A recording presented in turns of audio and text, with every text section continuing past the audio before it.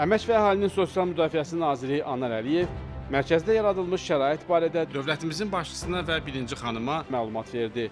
Bu mərkəzdə əhaliyə 164 sosial xidmət göstəriləcək. 117 işçi və 50 könüllünün fəaliyyət göstərəcəyi mərkəzdə gün ərzində orta hesabla 500-600 vətəndaşın qəbulu nəzərdə tutulur. Bütün xidmətlər bir pəncərə prinsipi əsasında təşkil olunub və Naxçıvan sakinlərinə rahat, operativ və əlçatan şəkildə təqdim ediləcək.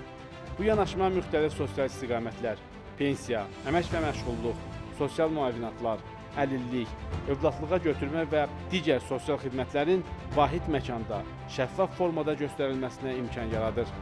Mərkəzdə əlilliyi olan şəxslərin tibbi sosial ekspertizası, onların fərdi ehtiyaclarına uyğun reabilitasiya vasitələri ilə təminatı, eyni zamanda reabilitasiya xidmətlərindən yararlanmaları üçün ixtisaslaşmış reabilitasiya müəssisələrinə göndərişlərin rəsmiləşdirilməsi də olacaq.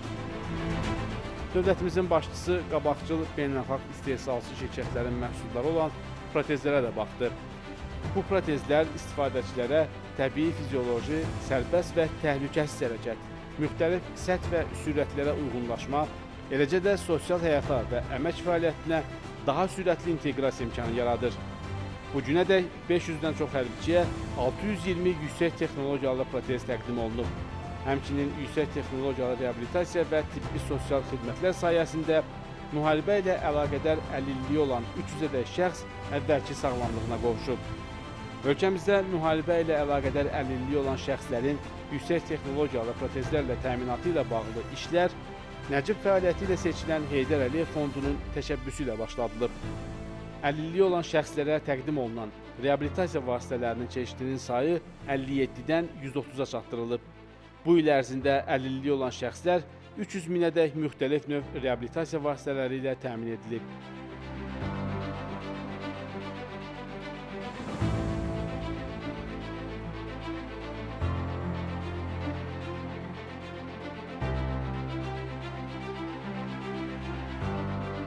Dövlətimizin başçısı Nazirliyin inklüziv mərkəzlərinin benefisiarları tərəfindən hazırlanmış bədii oyma, xalçaçılıq, dulusçuluq, təsviri incəsənət, vitraj, floristika və digər sənət istiqamətləri üzrə əl işlərindən ibarət sərgiyə baxdı.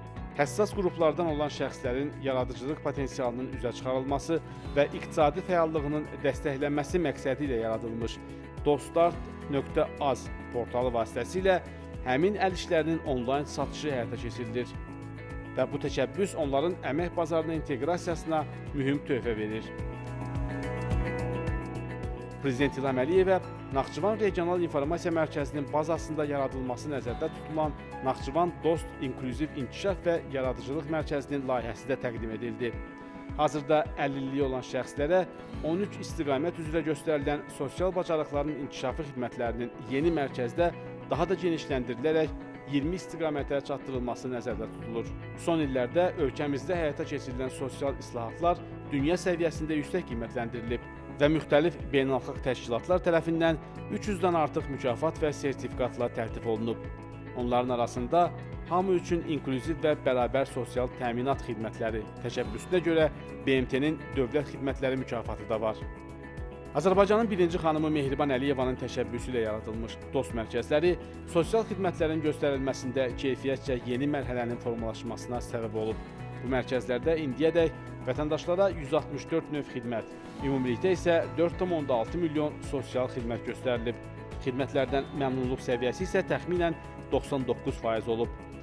Dost şəbəkəsinin ölkə üzrə genişləndirilməsi istiqamətində işlər davam etdirilir. 2026-2027-ci illərdə Naxçıvan Muxtar Respublikasının bütün rayon mərkəzlərində dost qəbul şöbələrinin yaradılması, 2030-cu ildə isə ölkə üzrə 18 dost mərkəzi və 60 şöbə və məntəqədən ibarət geniş xidmət şəbəkəsinin formalaşdırılması nəzərdə tutulur.